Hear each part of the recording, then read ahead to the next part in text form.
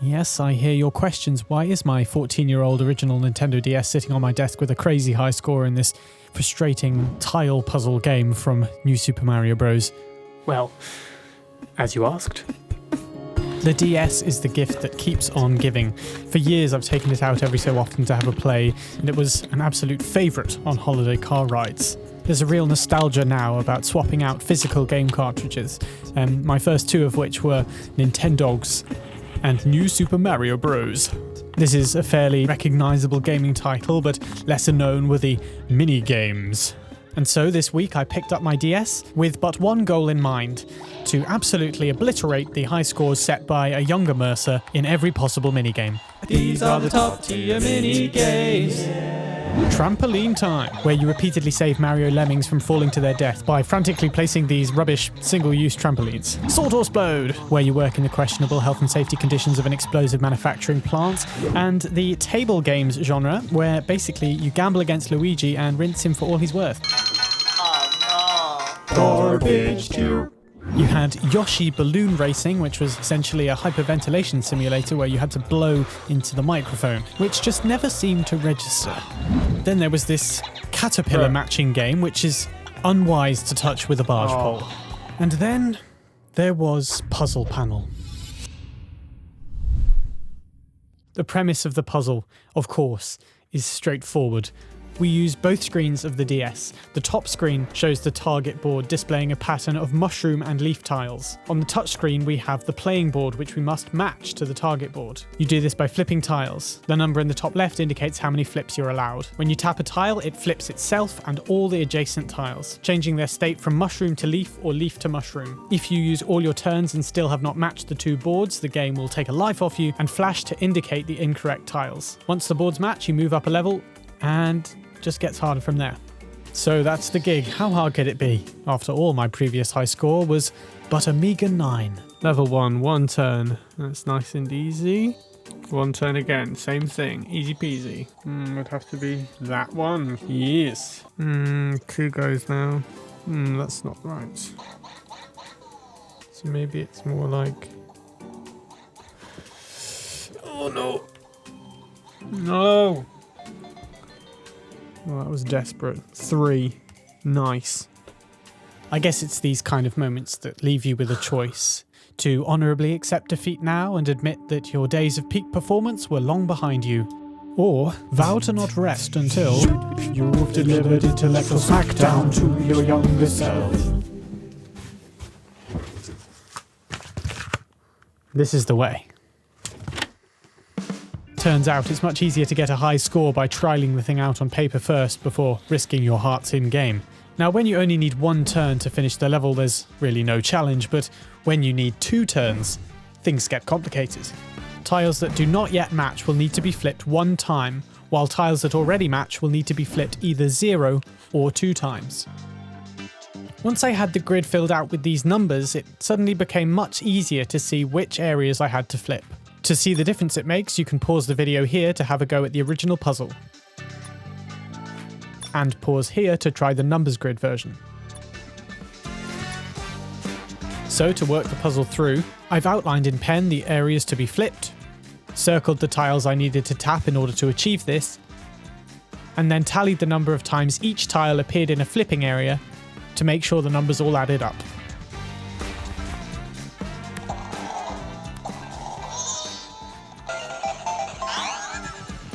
Problem. Writing 0/2 every single time was getting a little tedious. And then they brought in 3 turns, which meant you could either flip a tile 0, 1, 2, or 3 times. Right, so at the premise of the game there's the binary that a tile can only be one of 2 states, mushroom or leaf. But because the aim is to match the tiles to each other, there's another binary that we can apply, which is the state of being either incorrect or correct. On a level with 3 turns, a tile can be flipped 0, 1, 2, or 3 times.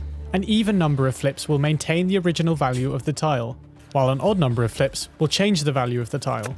If a tile is correctly matched to the original pattern, it needs an even number of flips, and if it's incorrect or unmatched, it needs an odd number. If you're working off the original puzzle, a tile can be correct as either a mushroom or a leaf, but with ticks and crosses, a tile can only be correct if it's correct.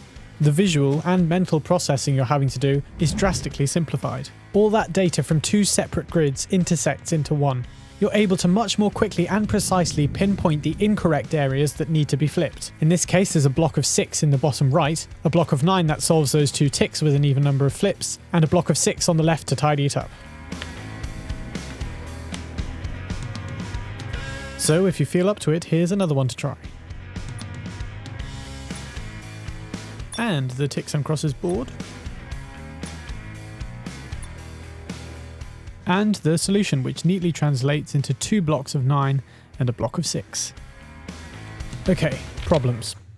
With these 6x6 boards, it was simply taking too long to draw the grids. And this system was not dynamic or reactive. You had to plan ahead your entire sequence of flips in your head. And if you tried something on paper and got it wrong, you were stuck with scribbling out and making a right mess. As with many conundrums, the solution was a good scratch. A good scratch. A good scratch. A good scratch. A scratch. A scratch. Scratch.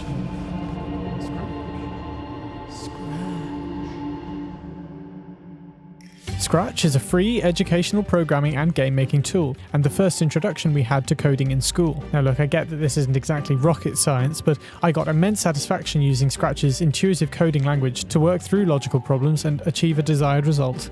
So the challenge was set. I needed a computerized system that would speed up the time taken to solve each puzzle panel, and Scratch was the answer. The first stage was to create all the visual assets I'd need to reconstruct the puzzle in Scratch. Continuing with a system of ticks and crosses, I designed a system that would place a tick at the mouse pointer whenever the Y key was pressed, and a cross at the mouse pointer when the N key was pressed.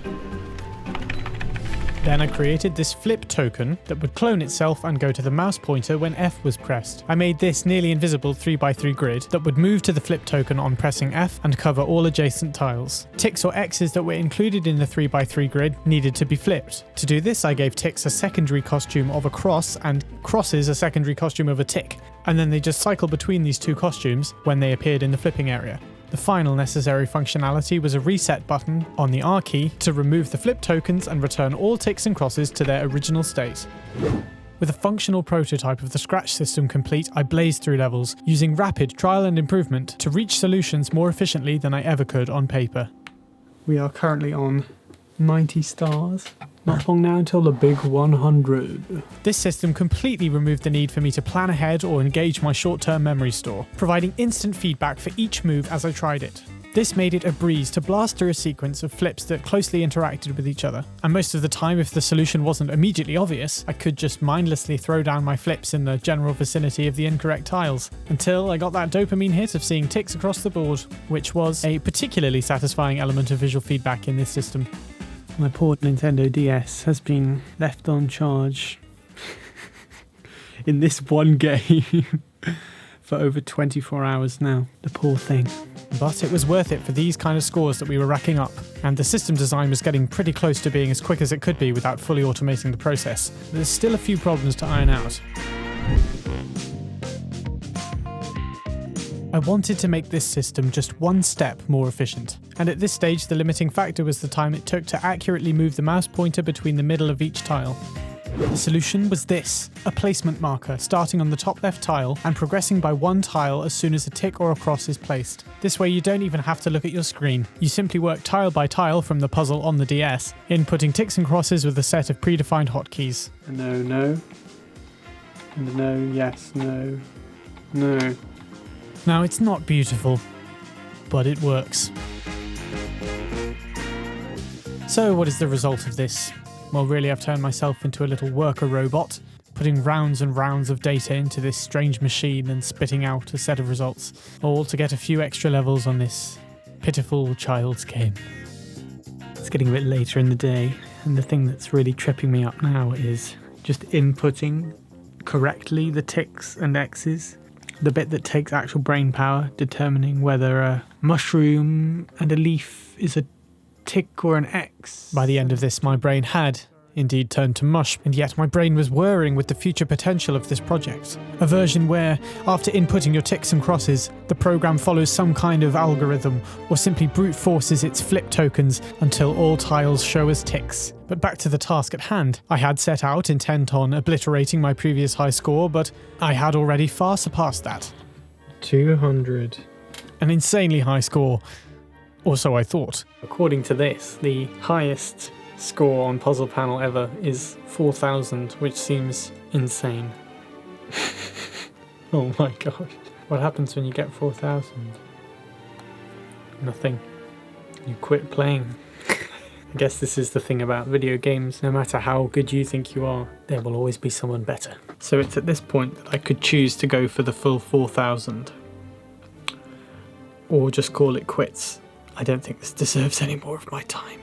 Indeed, it did not. But the internal compromise I made was to at least find myself a place on the front of this leaderboard, and I figured that if I could just surpass 222, I'd make it into the number 15 slot. That's 250. The next leaderboard score to beat would be 321. I don't know if I fancy going that much further. I think I should just intentionally lose. Taking myself down to one life. I don't know if I can bring myself to end it now. I'm hooked. No.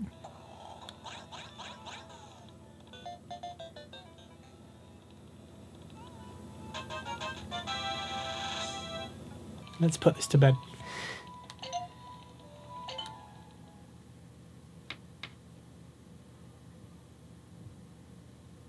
Oh my god. My game has just crashed. As I quit the game.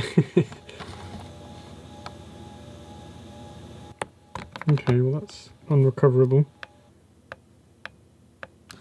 Let's hope my score has actually saved.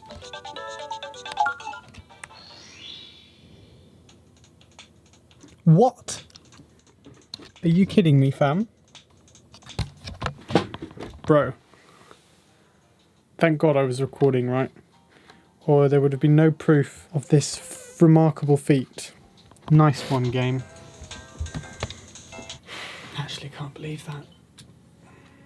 That was a crushing defeat. Having achieved a before unimaginable high score, my trusty DS failed me at the last hurdle. But I suppose with being forced to run that game without break for the past 24 hours, who could blame it?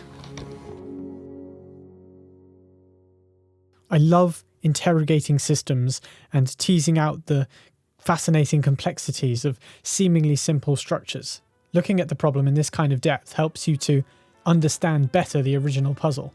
It takes some of the mystery out of its inner workings and helps to reframe and refine your mental strategies. The turning point for me was to start viewing tiles as incorrect or correct rather than mushroom or leaf. This visually highlighted the problem areas, indicating where flips had to be used. The harder puzzles were the ones that had fewer incorrect tiles to begin with. Seeing large groups of ticks suggested that those tiles were already correct and therefore untouchable. And, just like real life, the obvious solution seemed to be to tackle the obvious discrepancy. But the key was really to realise that those that were assumed correct had to be deconstructed first, and by allowing yourselves to work with the ticks before the X's, the solution became much more clear. Undoubtedly, my understanding of this puzzle is greater now than ever before. I think it's sort of like the adage that you learn something better by teaching it, putting it into words that would clearly communicate it to someone else. And it sounds weird, but I genuinely enjoy spending ages to build a solution or a system that fixes a comparatively trivial problem. In all areas of filmmaking and indeed life, I enjoy massaging the details and trying to do the little things right. Maybe we fixate on these things because they are things we can control ourselves in among the many uncontrollable things that are greater than ourselves. And so draws the close of this saga. All that's left to do now is see if they will indeed feature me on that leaderboard. But most importantly, we had successfully delivered intellectual discombobulation to my younger self.